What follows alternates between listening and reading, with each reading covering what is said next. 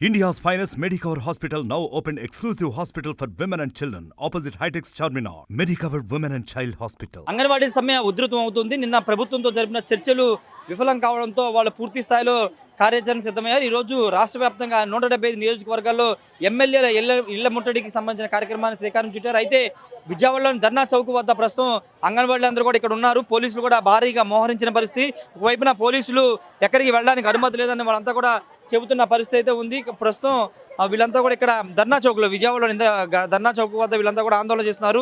ఎమ్మెల్యేల ముట్టడికి వెళ్లే ప్రయత్నం అయితే చేస్తున్న నేపథ్యంలో పోలీసు అంతా కూడా వీళ్ళని అడ్డుకునే ప్రయత్నం చేస్తున్నారు. కొంతమంది అంగన్వాడీకి సంబంధించినటువంటి యూనియన్ నేతలు ఉన్నారు, వాళ్ళతో మాట్లాడదాం. మేడం, నిన్న మీరు ప్రభుత్వంతో చర్చలు జరిపారు. చర్చలు జరిపినప్పుడు ఇక విఫలమని చెప్పారు. వైపున ప్రభుత్వం 10 అంశాలకు మేము సానుకూలంగా ఉన్నాం, కానీ ఆ జీతాలకు సంబంధించి మాత్రమే సంక్రాంతి తర్వాత మాట్లాడదాము. ఈలోపు గర్భిణీలు ఇబ్బంది పడుతున్నారు, బాలింతలు ఇబ్బంది పడుతున్నారు, కాబట్టి మీరు విధుల్లోకి వెళ్ళాలని చెప్తున్నా, మీరు ఎందుకు వెళ్ళట్లేదు? 10 అంశాలు సానుకూలంగా మేము అమలు చేశాము చెప్పామని చెప్పడానికి ఆధారాలు చూపించమనండి గవర్నమెంట్ని. ఏ అంశాలు సానుకూలంగా చర్చించి అమలు చేశారో జీవో రూపంలో వస్తానే కదా. జీవో రూపంలో ఇమ్మని చెప్పండి మాకు, ఏ అంశాల్లో మేము వాళ్ళు పరిష్కారం చేశారనేది. పరిష్కారం చేసింది రెండు విషయాలు. అది కూడా వయో పరిమితి 62 సంవత్సరాలకు పెంచారు. అంగన్వాడీ టీచర్ ఆయాల యొక్క రిటైర్మెంట్ బెనిఫిట్స్ పెంచారు. ఈ రెండింటి మీదే జీవో జారీ చేశారు. మిగిలిన విషయాల్లో ఏ జీవో రాలేదు. హామీని కూడా అమలు చేయకుండా 10 అంశాలు మేము అమలు చేశాము అని చెప్పేసి పచ్చాబద్దాలు ఆడుకోవడానికి ప్రభుత్వానికి సిగ్గుండాలా. కాబట్టి అబద్ధాలు ఆడి పరిపాలన చేయాలని చెప్పేసి జగన్మోహన్ రెడ్డి గారు ఆరాటపడుతూ ఉన్నారేమో. అంగన్వాడీ వాళ్ళేమి అంత పిచ్చోళ్ళు కాదు, అమాయకులేం కాదు. మీరు ఇచ్చినటువంటి హామీలు ఏదైతే ఉన్నాయో ఈ జీవో రూపంలో వచ్చేంత వరకు, నెరవేర్చేంత వరకు సమ్మె తీవ్రతరం చేస్తారు. వాళ్ళ మా తడాకా ఏంటో, అంగన్వాడీ యొక్క సత్తా ఏంటో రాష్ట్ర ప్రభుత్వానికి మేము చూసడానికి సిద్ధపడ్డాం. అందుకనే ఈరోజు ఎమ్మెల్యేల ముట్టడి. వీళ్ళు ఎమ్మెల్యేల ముట్టడికి కార్యక్రమానికి పిలిపించింది ఊరికే కాదు. నిన్న చర్చలు విఫలమయ్యి ఏ కార్యక్రమాలు ఏ సమస్యలున్నా పట్టించుకోకుండా వదిలిబట్టే ఈ రోజున మేము ఆగ్రహంతో అంగన్వాడీ వాళ్ళు పెద్ద ఎత్తున రోడ్డు ఎక్కడానికి మరో అవకాశం ప్రభుత్వమే కల్పించింది. కాబట్టి ఎమ్మెల్యేలు వచ్చి ఇక్కడికి వచ్చి సమాధానం చెప్తే సరే. ఎమ్మెల్యేలు వచ్చి సమాధానం చెప్పినటువంటి పక్షంలో ఖచ్చితంగా ఎమ్మెల్యేలు ఇళ్ళకి వెళతాం, ముట్టడిస్తాం. మా సమాధానం మా దాని మీద ప్రభుత్వానికి ఏ రకంగా ఎమ్మెల్యేలు గారు ప్రభుత్వంతో మాట్లాడతారో తేల్చుకోవడానికి అంగన్వాడీలుగా మేము అందరం సిద్ధంగా ఉన్నామని రాష్ట్ర ప్రభుత్వాన్ని హెచ్చరిక చేయదలుచుకున్నాం. మీరేం చెప్తారంటే, గతంలో ఏ ప్రభుత్వం చేయని విధంగా అంగన్వాడీకి అధికారం రాగానే జీతాలు పెంచామని ప్రభుత్వం చెప్తుంది, కానీ మీరు ఈరోజు సమ్మెకి వెళ్ళి గర్భిణీలు వాళ్ళందరూ కూడా ఇబ్బంది గురి చేస్తున్నారు. ఆల్టర్నేటివ్ ప్రత్యామ్నాయం మేము చూసుకోవాల్సి వస్తుందంటూ నేను మంత్రి బొత్స సత్యనారాయణ కూడా చెప్పారు. గర్భిణీలు, బాలింతలు, లబ్ధిదారులు ఎవరు ఏమైనా ఇబ్బందులు పడతలేదండి. ఎందుకంటే ఇప్పుడు 16 రోజుల నుంచి మేము అంగన్వాడీ సెంటర్స్ క్లోజ్ చేసినా కూడా అందరూ మా టీచర్ గారు, మా హెల్పర్ వస్తేనే తప్ప మేము స్కూల్కి రాము అని అంటున్నారు. మీరేదో దొంగలుగా తాళాలు పగలగొట్టేసి వెళ్ళినంత మాత్రాన సంబరం కాదు.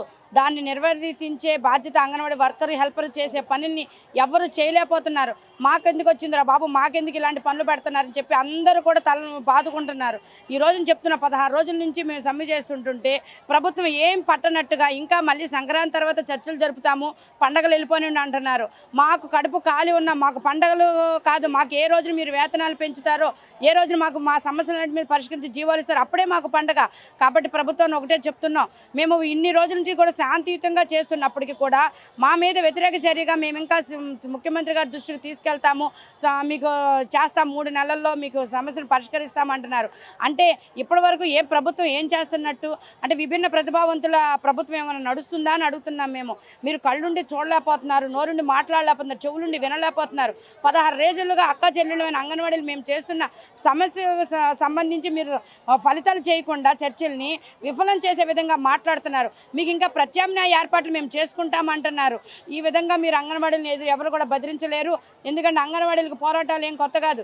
గత ప్రభుత్వంలో కూడా అంగన్వాడీలు చలో సీఎం క్యాంప్ ఆఫీస్ ముట్టడించి అప్పటికప్పుడు మేము అంగన్వాడీలు వేతనాలు పెంచుకున్న చరిత్ర ఉంది మాకు. కాబట్టి సీఎం గారు వెంటనే స్పందించి అంగన్వాడీకి సంబంధించి మాకు కనీస వేతనం 26,000 రూపాయలు ఇవ్వాలని, సుప్రీంకోర్టు తీర్పు ప్రకారం గ్రాట్యుటీ చెల్లించాలి, వేతనంతో కూడిన మెడికల్ లీవ్లు అందించాలి, మినీ వర్కర్లకి మెయిన్ వర్కర్గా గుర్తించాలి. మాకు 11 డిమాండ్లు పెట్టినప్పుడు ఒక్క డిమాండే మేము ఇవ్వలేదు, 10 డిమాండ్లు మేము పరిష్కరించామంటున్నారు. మరి వేతనంతో కూడిన మెడికల్ లీవ్లు అడిగాక దానికి సంబంధించిన జీవో రాలేదు. చనిపోయిన వారి కుటుంబంలో ఒకరికి ఉద్యోగం ఇవ్వాలి, 10 లక్షల రూపాయలు ఎక్స్గ్రేషియా అన్నాం, దానికి సంబంధించిన జీవో రాలేదు. మళ్ళీ లబ్ధిదారులకు నాణ్యమైన ఆహారం అందించాలి, దానికి సంబంధించిన జీవో రాలేదు. మినీ వర్కర్లు మెయిన్ వర్కర్లుగా గుర్తించమన్నాం, దీనికి సంబంధించిన జీవో రాలేదు. ఇవన్నీ రాకుండా ఏదో ఏదైతే వయోపరిమితిని పెంచి రిటైర్మెంట్ బెనిఫిట్స్ ₹1,00,000 చేశారు, 40,000 చేశారు అంటే దానివల్ల ఎవరికి ఉపయోగం? 62 సంవత్సరాలు అంటే ఈ రోజు దీన్ని మీరు ఇచ్చే 11,500 తిని తీసుకుని 62 సంవత్సరాలు బతికుంటే కదా అది ఇచ్చేది మీరు. అంటే మీ ప్రభుత్వం ఎలా ఆలోచిస్తుందంటే ఎట్లయినా సరే అంగన్వాడీలు నోరు మూపించే దిశగా ఈ కార్యక్రమాలు చేయాలి, వాళ్ళని బెదిరించాలని చూస్తున్నారు. ఇలాంటి బెదిరింపులకు అంగన్వాడీలు భయపడేది లేదు. ఈ రోజున మేమందరం కూడా ఎమ్మెల్యేలు ఇళ్లను ముట్టడి చేస్తున్నాము, తర్వాత మా కలెక్టరేట్లు ముట్టడి, ఆ తర్వాత సీఎం క్యాంప్ ఆఫీస్ ముట్టడిని చేస్తాము. మా సమస్యల్ని సానుకూలంగా పరిష్కరిస్తే మేము అంగన్వాడీలు ప్రశాంతంగా పండుగలు అనేవి జరుపుకుంటానికి అలాగే రాష్ట్ర ప్రభుత్వాన్ని సహకరిస్తాము, లేని పక్షంలో మా పోరాటాన్ని ఉధృతం చేస్తామని తెలియజేస్తున్నాం. ఇది ఇక్కడ చెప్తున్నాం. ప్రధానంగా ప్రభుత్వం అబద్ధాలు చెబుతుంది. నిన్న చర్చలకు సంబంధించి నిన్న జరిగిన చర్చల సందర్భంగా జరిగింది ఒకటైతే బయటకు వచ్చి మంత్రి బొత్స సత్యనారాయణ మరొకటి చెప్పారని కూడా ఇక్కడ అంగన్వాడీకి సంబంధించినటువంటి కార్యకర్తలు కానీ వీళ్ళంతా కూడా నేతలంతా కూడా చెప్తున్న పరిస్థితి. ఎమ్మెల్యేల ఇళ్ల ముట్టడికి వెళ్తుంటే వాళ్ళని కూడా అడ్డుకున్న పరిస్థితి. 175 నియోజకవర్గాల్లో ఇదే పరిస్థితి ఉంది. ప్రతి నియోజకవర్గం అంగన్వాడీలు వాళ్ళంతా కూడా విధులు బహిష్కరించి దాదాపు వారం 10 రోజులుగా వాళ్ళు ధర్నాలు ఆందోళన చేస్తున్నప్పుడు ప్రభుత్వం స్పందించట్లేదు. ఖచ్చితంగా రాబోయే రోజుల్లో పూర్తి స్థాయిలో తమ హక్కులు తమ డిమాండ్ నెరవేరే వరకు ఈ ఉద్యమం కొనసాగుతుందని అంగన్వాడీ కార్యకర్తలు అదేవిధంగా అంగన్వాడీకి సంబంధించిన వర్కర్స్ అంతా చెబుతున్న పరిస్థితి. మరోవైపు ప్రభుత్వం చర్చలు మరోసారి పిలుస్తుందా లేదో చూడాల్సిన అవసరం. నిన్నైతే ప్రభుత్వం సజ్జల రామకృష్ణారెడ్డి, మంత్రి బొత్స సత్యనారాయణ, ఇతర మంత్రులందరూ కూడా హాజరయ్యారు. కానీ ఆ శాఖ సంబంధించి శిశు సంక్షేమ శాఖ మంత్రి ఉషశ్రీ చరణ్ మాత్రం ఈ సమీక్ష సమావేశానికి ఈ చర్చలకు కూడా హాజరు కావడం పట్ల కూడా వీళ్ళంతా కూడా అంగన్వాడీ సంఘాల నేతలు కూడా తీవ్రస్థాయిలో మండిపడుతున్నారు. సంబంధిత శాఖ మంత్రి స్పందించకపోవడం ఏంటని కూడా వాళ్ళంతా మండిపడుతున్న పరిస్థితి ఉంది. ఏదేమైనప్పటికీ అంగన్వాడీ సమ్మె